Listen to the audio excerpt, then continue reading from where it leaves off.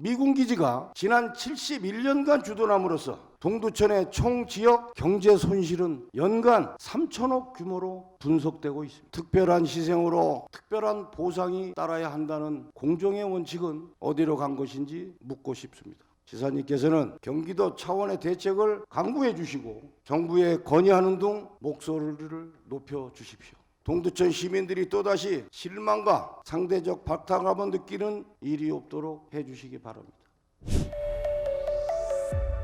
현대사회에서 의료의 보장은 생명을 지키는 기본적인 권리라고 생각합니다. 도지사님은 경기 동북부의 의료 사각지대를 알고 계실 겁니다. 경기도의 상급 종합병원은 모두 남부에 있습니다. 경기 동북부의 인구는 부산 인구에 버금가는데 부산의 상급 종합병원이 4개인 반에 경기 동북부에는 단 한 군데도 없습니다. 경기도 최북단에 위치한 인구 4만 2천 명이 안 되는 연천군에는 일반 병원이 없습니다. 인구 6만 2천 명이 안 되는 가평군도 일반 병원이 없습니다. 이러한 의료 공백은 인구 감소의 가속화의 원인이 되고 있습니다. 인구 26만인 양주시에서조차 응급실이 없어 긴급 상황에는 의정부 등으로 응급실을 찾아가야 합니다. 약 13만 명의 동두천 연천의 인구를 책임지는 응급실은 동두천에 있는 모 병원 단 한 곳뿐입니다. 가평군에도 응급실을 운영하는 병원은 한 곳 있습니다. 이 두 지역의 응급실을 운영은 결코 수익이 날 수 없는 구조입니다. 다음 자료는 2022년 해당 병원의 응급실 운영 및 손익 계산서입니다. 정부 보조금이 지급되고 있으나 한 해 6억 원 이상의 적자가 발생하여 7천만 원이 넘는 금액을 자비로 메워야 합니다. 이러한 손실이 매년 반복되는데 민간 병원에게 계속하여 손실을 감수하면서 응급실 운영을 하라고 할 수 있겠습니까? 의료 취약 지역의 응급실 운영에 대한 지원은 3가지 측면을 고려해야 합니다. 먼저 경기 동북부 지역의 인구 현황입니다. 60대 이상의 인구 비율이 30% 이상입니다. 50대 이상은 인구 절반가량을 차지하고 있습니다. 노년층이 많다는 것은 양질의 의료 서비스가 더욱 필요한 지역으로 종합병원 및 공공의료원 등의 의료시설 확충이 적극 추진되어야 합니다. 두 번째, 생명보호를 위한 응급의료의 공공의료 서비스 기능입니다.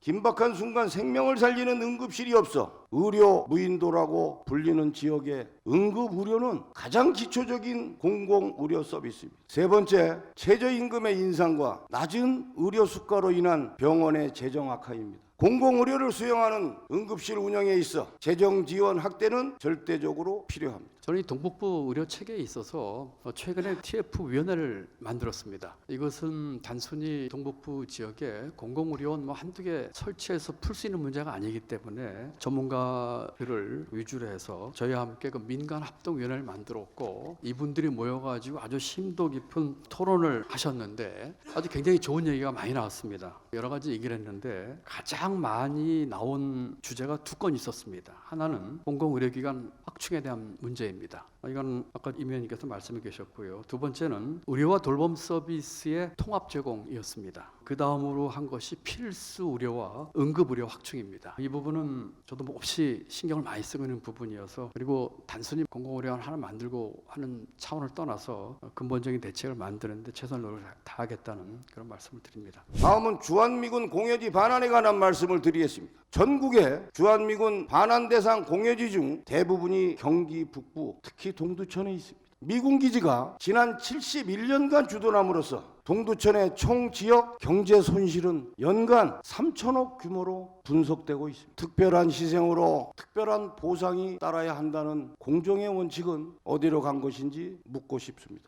동두천시는 시 전체 면적의 42% 이상을 주한미군 공여지로 제공해 왔고 이는 전국 최대 면적에 해당합니다. 다음 자료를 봐주시면 파주시, 하남시, 화성시는 모두 공여지가 반환되었는데 동두천시는 상당 부분이 아직 미반환 상태입니다. 이에 대해 신속한 반환이 이루어지도록 경기도 차원의 대책이 필요합니다. 지사님께서는 경기도 차원의 대책을 강구해 주시고 정부에 건의하는 등 목소리를 높여 주십시오. 동두천 시민들이 또다시 실망과 상대적 박탈감을 느끼는 일이 없도록 해 주시기 바랍니다.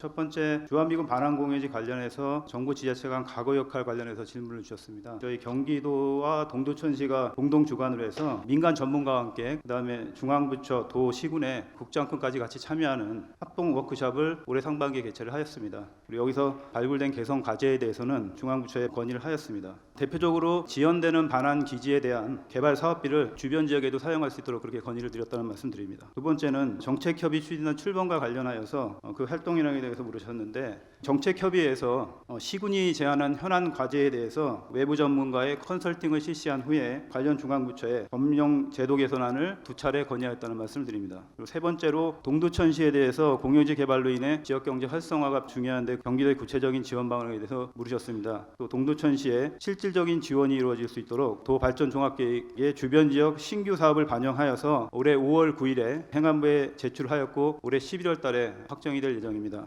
이거에 대해서 시군과 관련 전문가들이 같이 협의하는 자리를 마련하고 중간에 의원님께도 보고를 드려서 반환 공유지 사업이 빠르게 개발이 돼서 동두천 및 각 시군의 지역 경제를 건의하는 역할을 할 수 있도록 최선의 노력을 다하겠습니다.